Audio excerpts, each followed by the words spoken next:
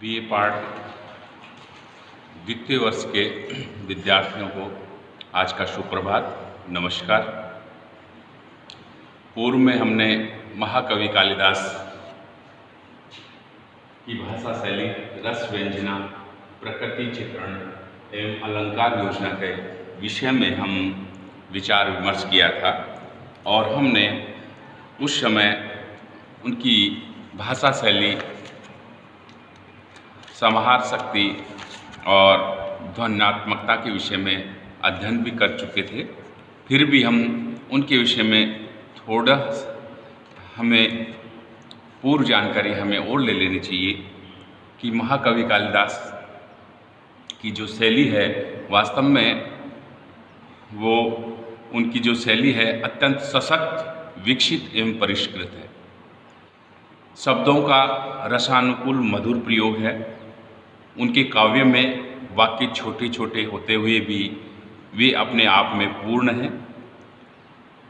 छंदों का स्वर माधुर्य एवं भाषा की समाहार शक्ति तथा व्यंजनावृत्ति ने अभिज्ञान शाकुंतलम की शैली को अपूर्व रमणीयता प्रदान कर दी है।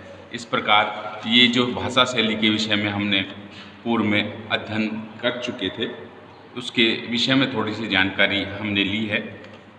फिर उनकी थी समाहार शक्ति। समाहार शक्ति क्या थी कि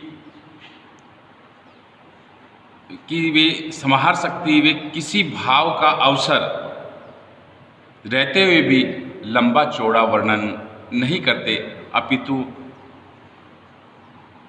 अत्यंत संक्षिप्त शब्दों में उस भाव की जो मार्मिक व्यंजना कर देते हैं।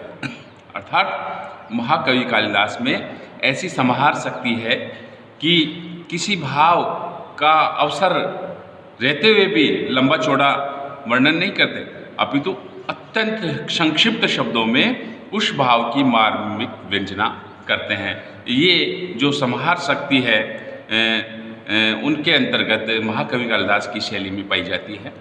फिर तीसरी जो विशेषता है उनकी, वो थी है ध्वन्यात्मकता। ध्वन्यात्मकता कालिदास की सबसे बड़ी महत्वपूर्ण विशेषता है, क्योंकि ध्वन्यात्मकता जिसके द्वारा कवि ने विभिन्न स्थलों पर भविष्य में घटित होने वाली घटनाओं की ओर सूक्ष्म संकेत पूर्व में ही कर देते हैं। अर्थात पूर्व में ही किया है। किसी भी भावी घटना को प्रस्तुत करने के पूर्व कवि ने उसके लिए प्रथम संकेत अवश्य कर दिया है। अपने महाकाव्य हो चाहे नाटक हो, कोई भी उनकी जो कृति है उसके अंतर्गत वो मतलब अगर आगे आने वाली कोई घटना है उसकी पूर्व सूचना वो अपने काव्य में दे देते हैं।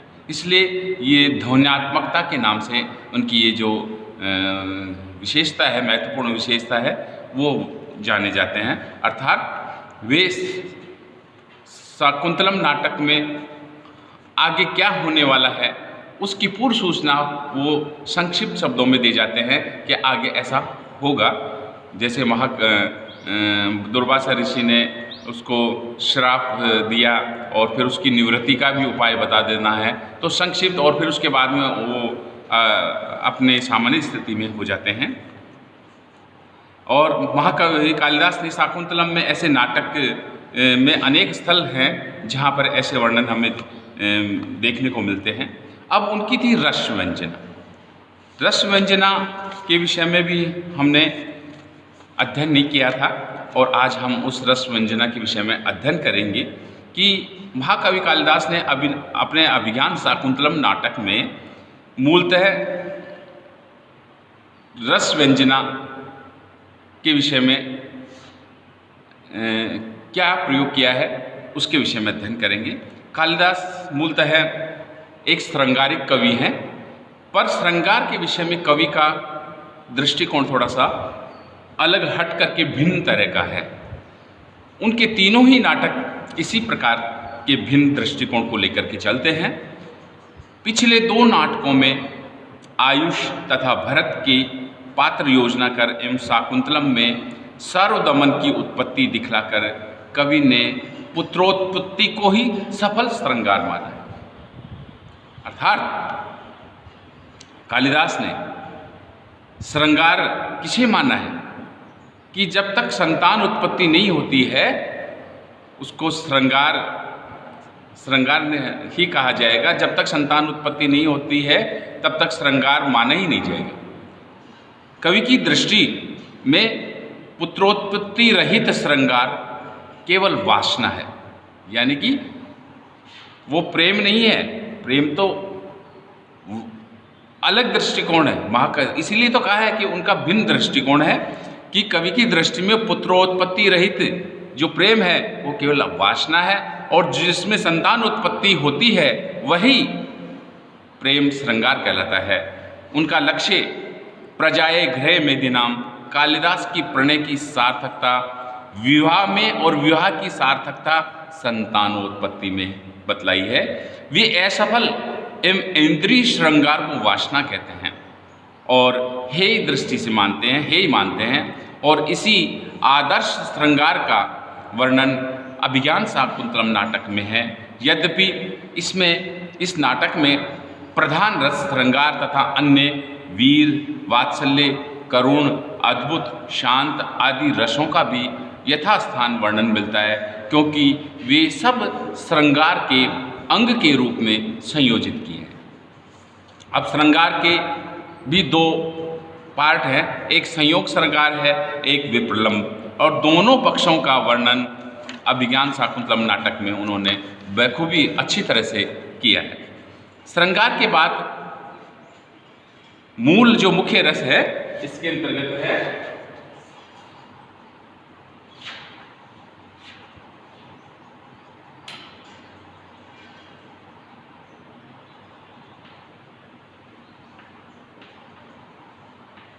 मुख्य रस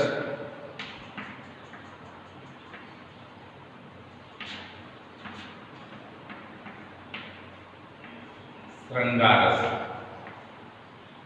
ये श्रृंगार रस है, ये हमारा अभिज्ञान शाकुंतलम नाटक का मूल रस है। और यद्यपि शाकुंतलम के प्रथम 3 अंकों में श्रृंगार का ही साम्राज्य रहा है, यानी कि शाकुंतलम के जो 3 अंक हैं, प्रथम, द्वितीय, तृतीय,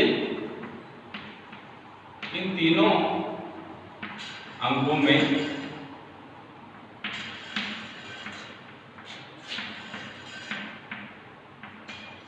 श्रृंगार रस देखने को मिलता है। इसके पश्चात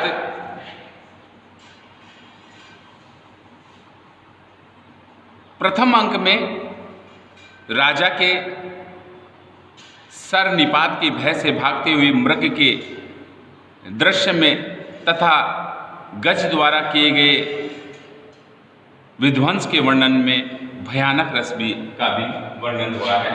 इसमें भयानक रस प्रथम अंक में वर्णन हुआ है। उसके पश्चात चलापांगा दृष्टि में श्रृंगार रस है।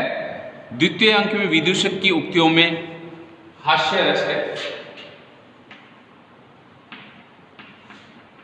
हास्य रस, विदूषक।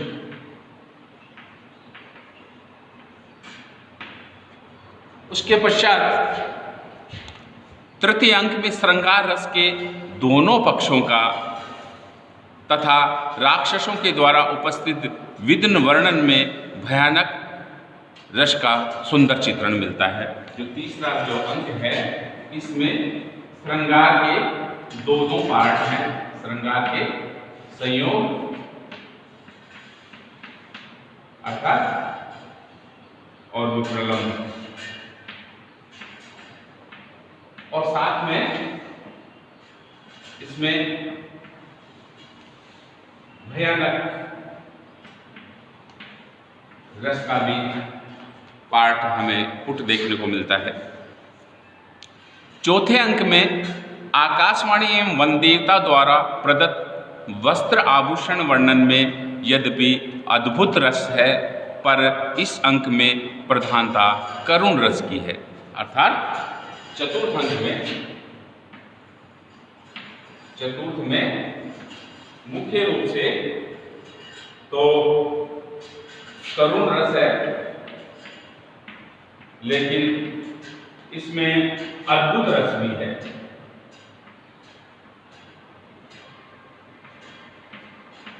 अद्भुत रस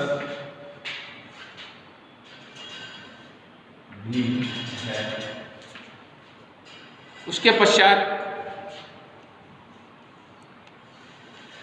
याशयत्य अद शकुंतलेति हृदयं संस्पृष्टम उत्कंठया कंठ स्तंभितम वाष्पवृति कलुषि चिंता जड़म दर्शनम वैकल्प्यम तावद ईदृशम इदम स्नेहादरण्य ओक्ष पीड्यन्ते गृहिणे कथम धन्या विश्लेष दुखेर्नवे। इस श्लोक आदि में के उदाहरण हैं, ये जो करुण रस के उदाहरण हैं।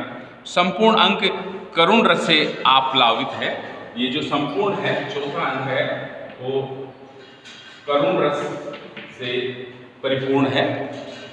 उसके पश्चात जो पंचम अंक में जो हंस पदिका के गीत में करुण श्रृंगार तथा शकुंतला दुष्यंत के साथ वाक्कलय में रोद और शकुंतला की ऐसाई दशा में करुणा तथा अप्सरा द्वारा उसके ले जाने के वर्णन में अद्भुत रस है।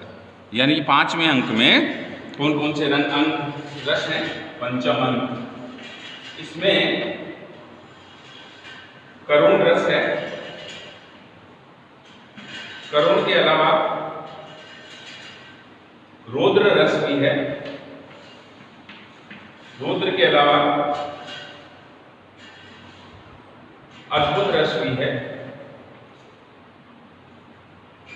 इन तीन रसों का समावेश पंचम अंक में हुआ है और इस प्रकार इस अंक में कई रसों का कुछ देखा जाता है, यद्यपि ये सब प्रधान रस के अंग हैं।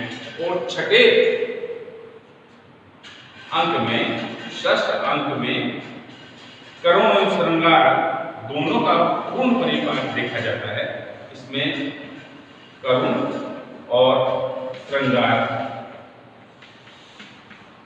दोनों रसों का इसमें समावेश हुआ है। और अद्भुत करुण एवं वात्सल्य रस है, पर नाटक की समाप्ति प्रशांत रस में देखी जाती है।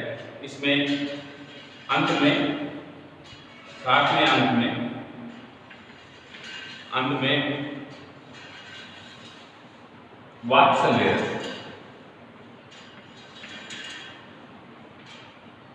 वात्सल्य रस और नाटक की समाप्ति प्रशांत रस में,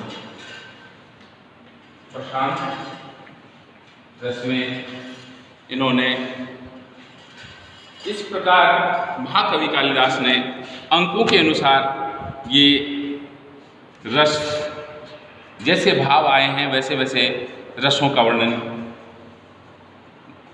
नाटक में किया है। किंतु मुख्य बात यही है कि जो मूल रस हैं वो श्रृंगार रस ही है और बाकी के जो रस हैं वो इसके अंग के रूप में आए हैं। इस श्रृंगार को परिपुष्ट करने के लिए, इसको और मजबूत बनाने के लिए बीच बीच में कहीं करुण है, कहीं रौद्र है, कहीं अद्भुत है, तो कहीं वात्सल्य रस है, तो कहीं प्रशांत रस है, कहीं पर भयानक रस भी काव्य महाकवि कालिदास ने वर्णन किया है। लेकिन ये सब श्रृंगार रस के अंग के रूप में वर्णन हुआ है और उन्होंने इस श्रृंगार रस को परिपूर्ण करने के लिए इन बाकी सभी रसों का प्रयोग अपने इस अभिज्ञान शाकुंतलम नाटक में किया है। इसलिए आज के लिए इस महाकवि कालिदास की श्रृंगार से संबंधित जो रस व्यंजना है बहुत ही मधुर है और नाटक बड़ा सुखांत है। अंत में सुखांतता में ही इस नाटक की समाप्ति होती है।